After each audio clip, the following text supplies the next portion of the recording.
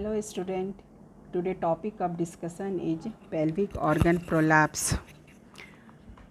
So what is prolapse? Prolapse derived from Latin words prolapsus meaning a slipping forth. It is a descent of pelvic organ into vagina, often accompanied by urinary, bowel, sexual or local pelvic symptom. The incidence of genital prolapse is difficult to determine. Many women do not seek medical advice. Half of Paris women lose pelvic floor support, resulting in some degree of prolapse, and that of these women, 10 to 20% seek medical care. The chance of women having a prolapse increases with age.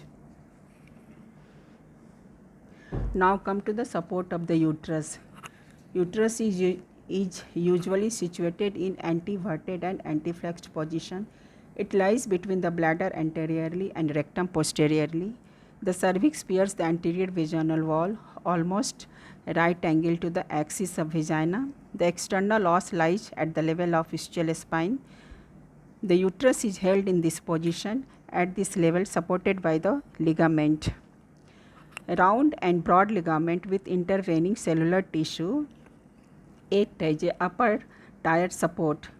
Actually, they have no action in preventing descent of the uterus, but maintain uterus in anteverted position.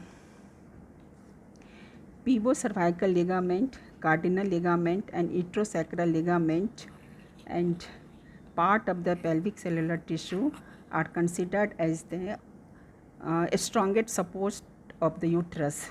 They gives good direct support to the uterus and act as a middle tier support.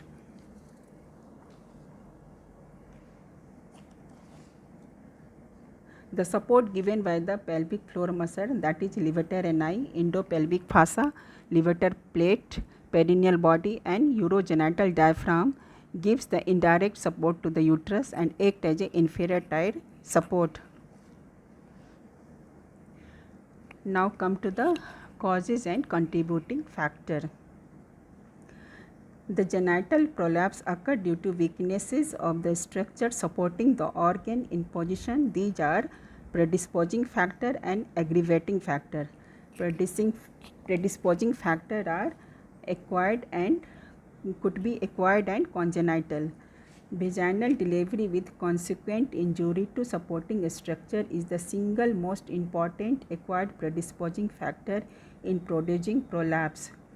Prolapse is uncommon in case of cesarean section.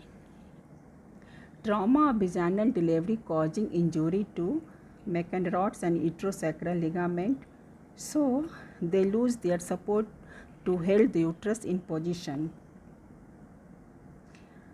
Overstretching of endopelvic fossa occurred due to prolonged second stage of labor. Injury to levator ani muscle causes loss of levator ani function due to neuromuscular damage. Injury to perineal body occurred due to overstretching of perineum and perineal body. All these factors are responsible for increasing the incidence of genital prolapse. Come to the congenital prolapse.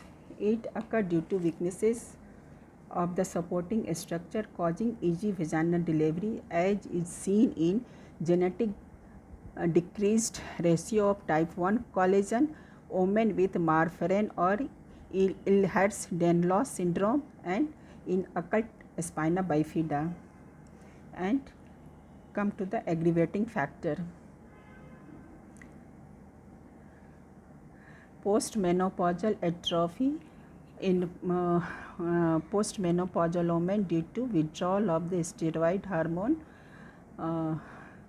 and increased intra-abdominal pressure causing pushing the uterus into the vagina, as seen in chronic lung disease and constipation and weightlifting occupation, and increased weight of the uterus as in fibroid or myohyperplasia.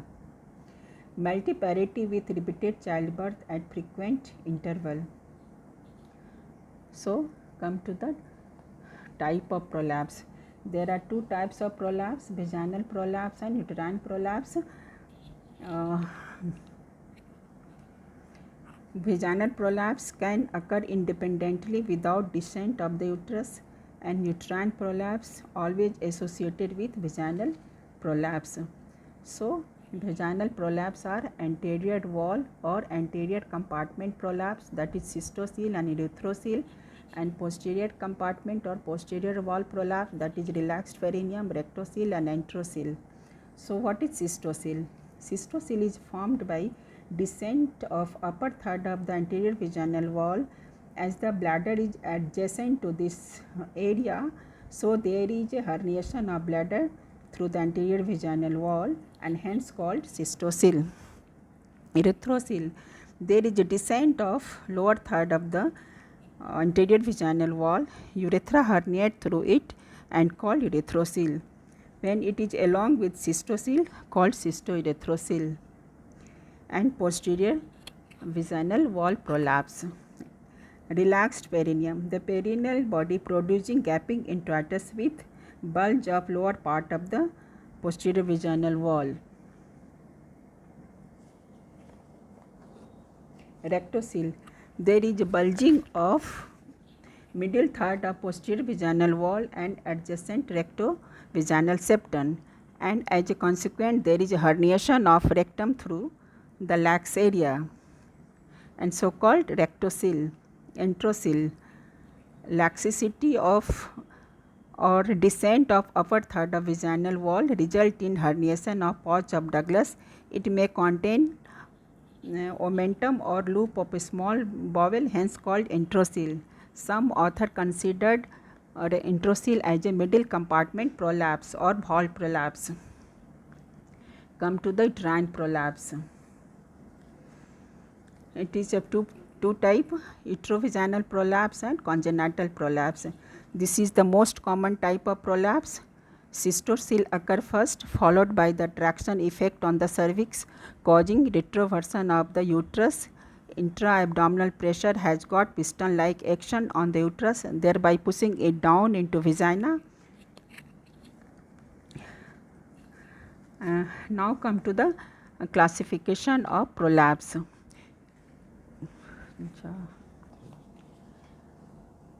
Degree of the uterine prolapse. There are 3 degrees of uterine prolapse.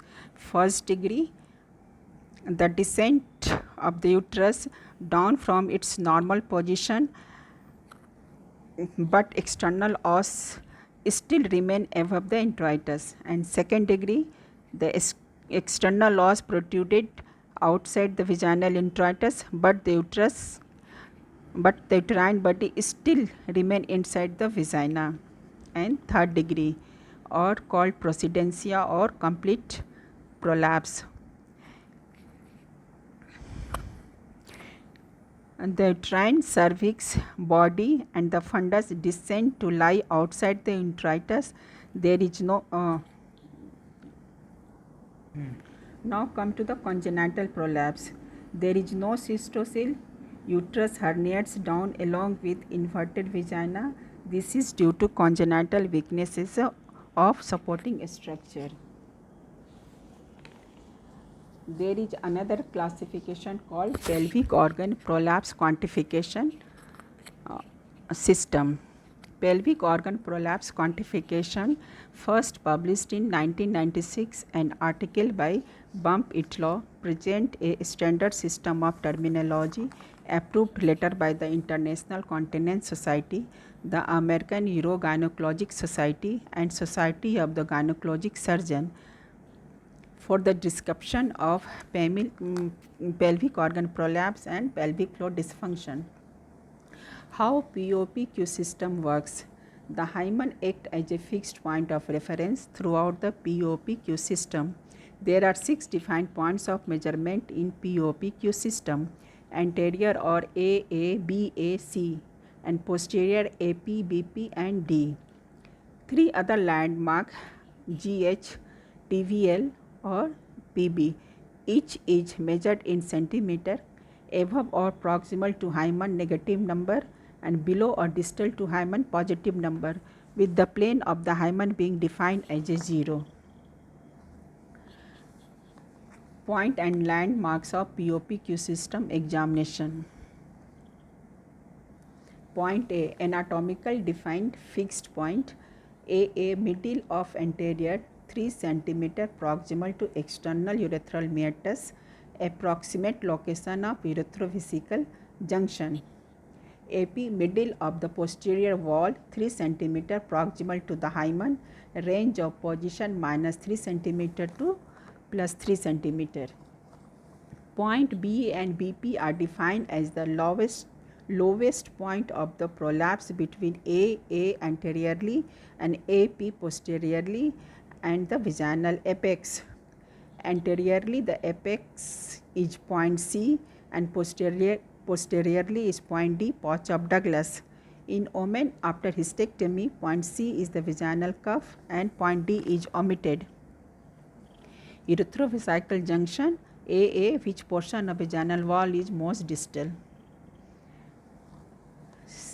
And cervix and cuff, most distal edge of the cervix or leading edge of the vaginal cuff, that is hysterectomy scar. The three other measurements are taken: the vaginal length, total vaginal length at rest, and the genital hiatus from the middle of the urethral meatus to the posterior hymenal ring, and the perineal body from the posterior aspect of genital hiatus to mid-anal opening. Genital hiatus, mid of external urethral meatus to the posterior hymen.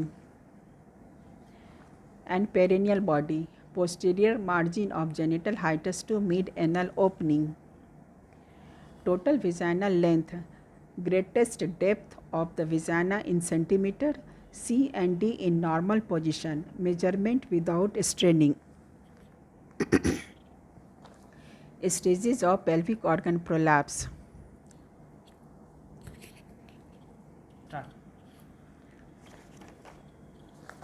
Stages of pelvic organ prolapse. Once the measurements are taken, the patient are assigned to the corresponding stages. Stage 0, no prolapse. Stage 1, most distal portion of prolapse is more than 1 cm above the level of hymen. Second stage, the most distal part of prolapse is less than 1 cm proximal to or distal to the plane of hymen. Stage 3, the most distal portion of prolapse protrude more than 1 centimeter below the hymen, but no further than 2 cm less than the total vaginal length. For example, not all of the vagina has prolapsed. Stage 4, complete vaginal eversion is essential. Come to the pathological changes. Vagina mucosa get stressed when exposed to air, become thickened and dry with surface keratinization leading to infection and purulent discharge. Decubitus ulcer, it is more important for examination point of view. It comes in the examination as a short note. It is a trophic ulcer found at the dependent part of the prolapsed mass lying outside the introitus. There is initial surface keratinization, then cracks develop and infection occur. After that, sloughing and ulceration occur. These changes are due to diminished circulation. The diminished circulation is due to constriction of the prolapsed mass by the vaginal opening and narrowing of the uterine vessels. And how it is managed? It is managed by manual reduction of prolapsed mass inside the vagina to improve circulation, packing with antiseptic lotion with glycerine and acrylflavin, or applying estrogen cream in postmenopausal women for better epithelialization.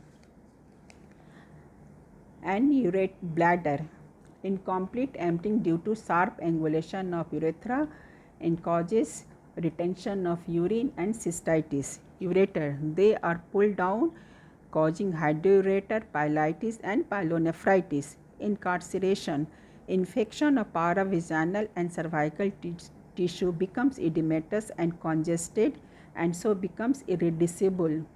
Carcinoma, rarely develop on the decubitus ulcer. Sign and symptom. Often asymptomatic and incidental finding and clinical examination may not necessarily correlate with symptom. Anterior compartment prolapse into the vagina of the urethra, urethrocoel or bladder cystocoel or both. Middle compartment uterine or wall descent and intracoel herniation of pouch of Douglas. Posterior compartment prolapse of the rectum into the vaginal rectocoel. So it is diagnosed as cystocoel. There is bulging of varying degree of anterior vaginal wall. When patient is asked to cough, there is impulse on coughing. Cystourethrocoel is most common type of prolapse, followed by the uterine descent and followed by relaxed perineum and then rectocoel. Intracoel may contain a small bowel and omentum. When rectocoel or intracoel present, there is a transverse sulcus between the two.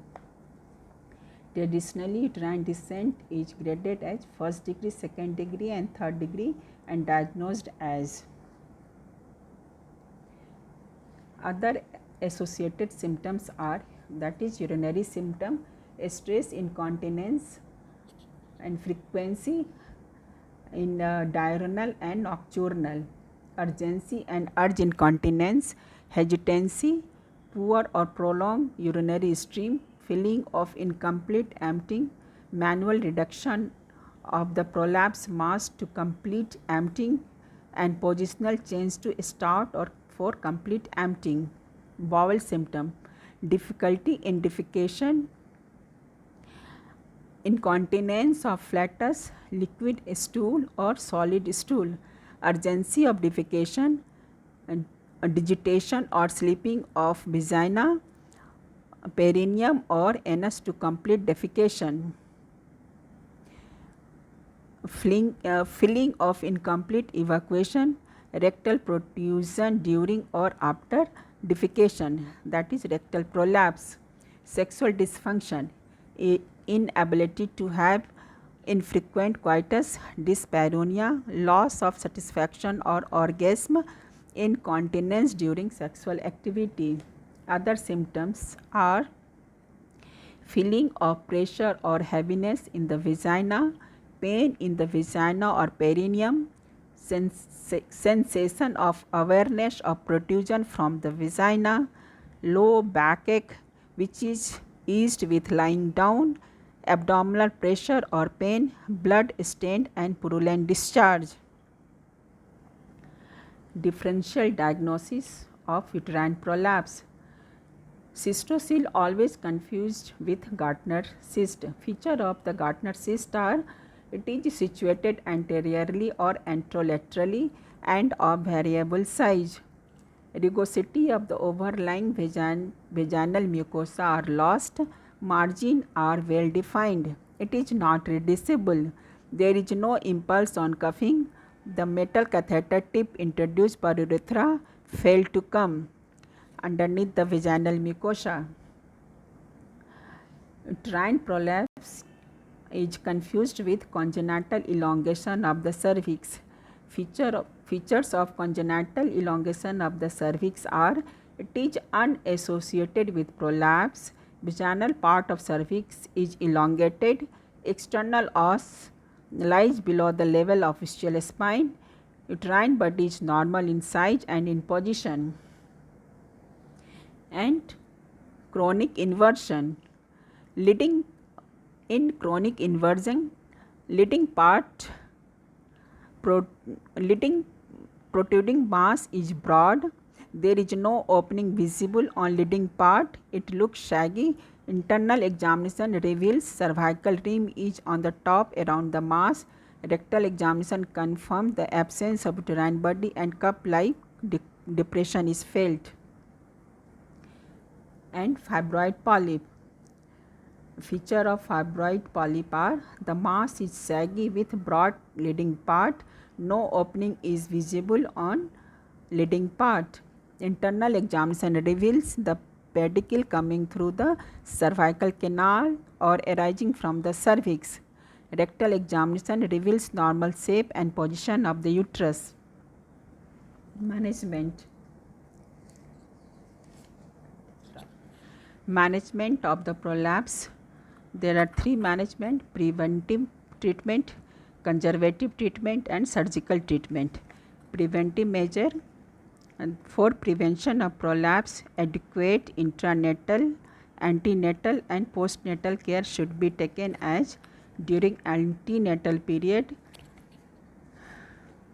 General condition of body should be improved by raising the hemoglobin level, and during intranatal period, patients are instructed to avoid injury to supporting structure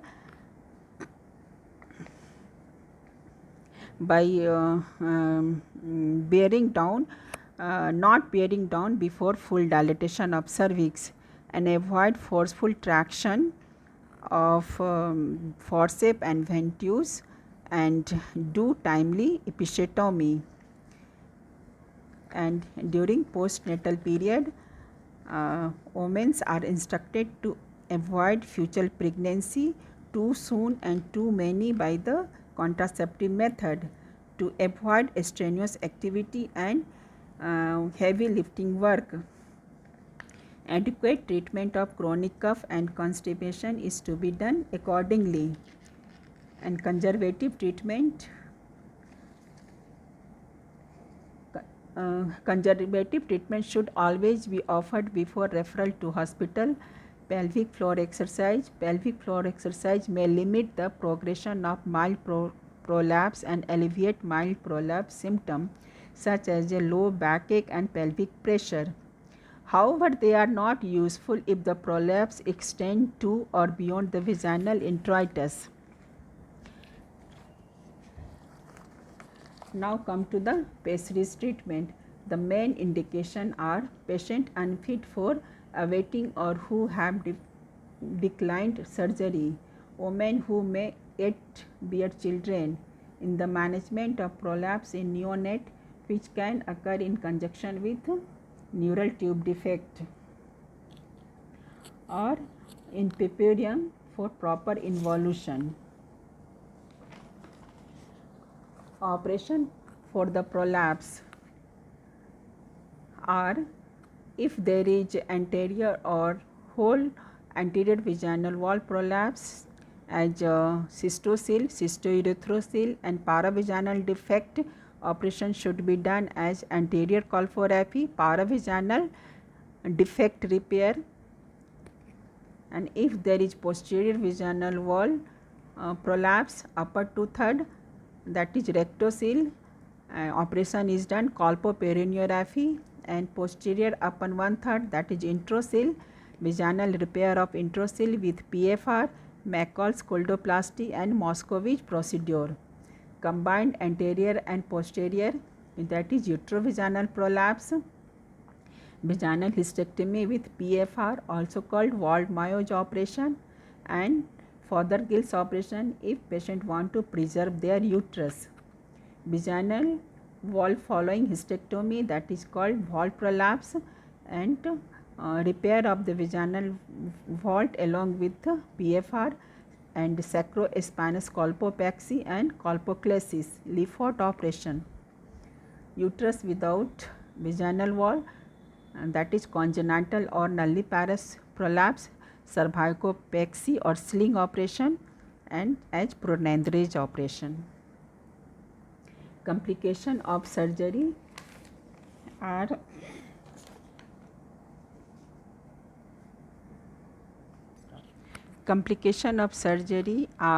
hemorrhage.